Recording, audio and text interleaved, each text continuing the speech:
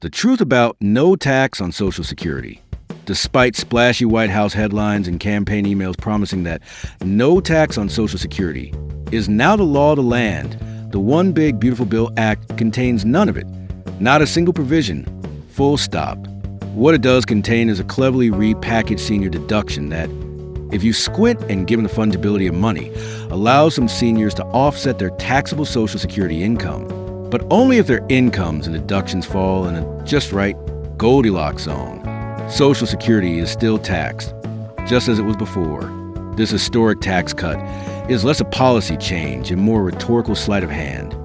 The sort of move that turned the senior deduction into a headline and what amounts to a rounding error for many taxpayers into a tax policy revolution. No tax on Social Security policy doesn't exist. There is no provision in the OBBBA that exempts Social Security from federal income taxation.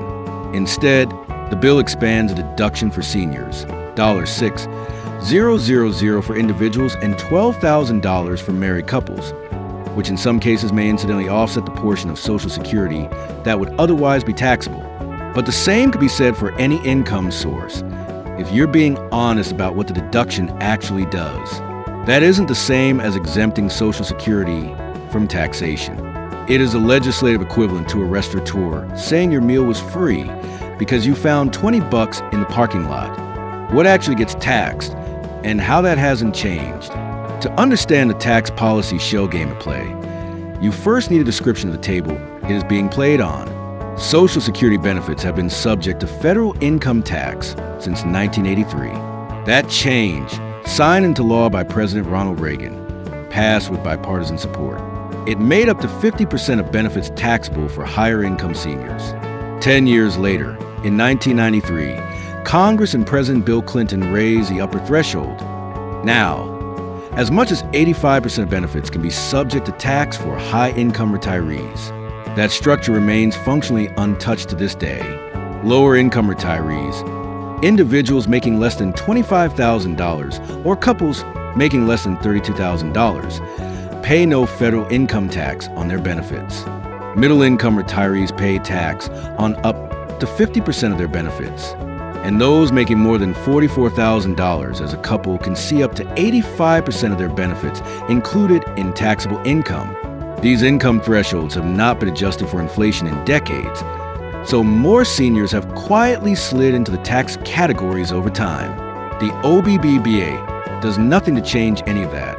What it does instead is offer a new senior-specific deduction, stacked on top of the standard deduction. This is the vaulted end of taxation on Social Security. But it is, in fact, just a bigger deduction and one that applies across the board and to all income.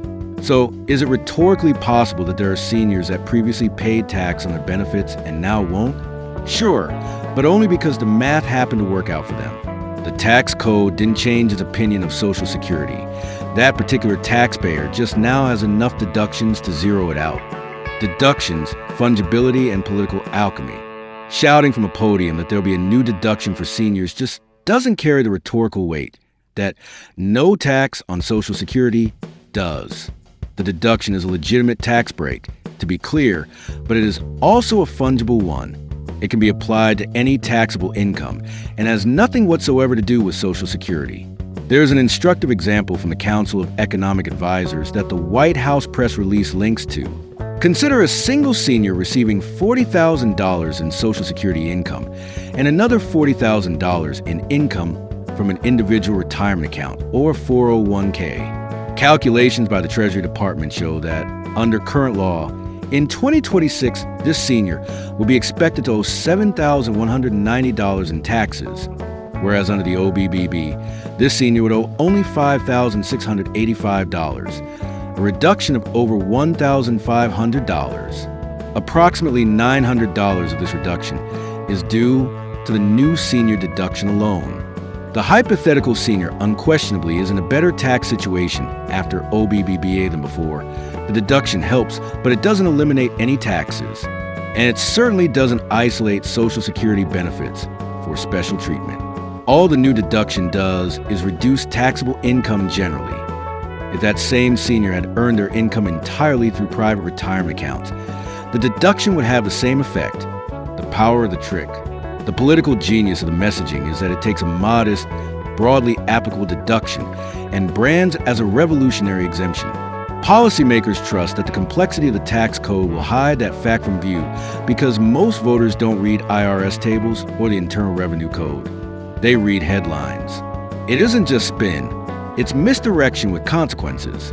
While seniors are told their benefits are now safe from the tax collector, the structural inequities of the Social Security tax code remain in full effect.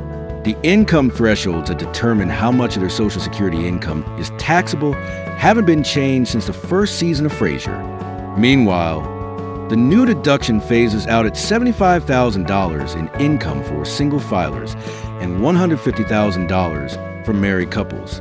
The retirees most likely to pay significant tax on their benefits are the ones most likely to be excluded from the fix. Trump didn't kill the Social Security tax. He laundered a shrug-worthy deduction through a catchy tagline and called it a revolution. And yet the policy remains, the tax remains, and the spin is doing exactly what it was intended to do: distract, mislead, and make the OBBBA more palatable for senior voters.